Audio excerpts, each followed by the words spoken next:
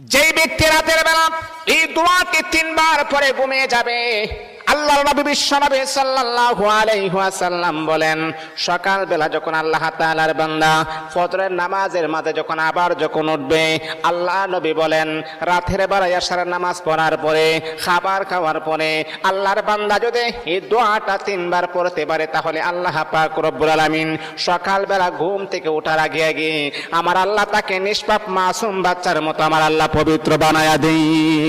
দোয়াটা সবাই আমরা জানি, আমরা সবাই কিন্তু দোয়াটা জানি, কিন্তু আমরা আমল করি না। দোয়াটা হলো আস্তাগফিরুল্লাহাল্লাযী লা ইলাহা ইল্লা হুয়াল হাইয়ুল কাইয়্যুম ওয়া আতুবু ইলাইহি লা হাওলা ওয়ালা কুওয়াতা ইল্লা বিল্লাহিল আলিয়্যিল আযীম।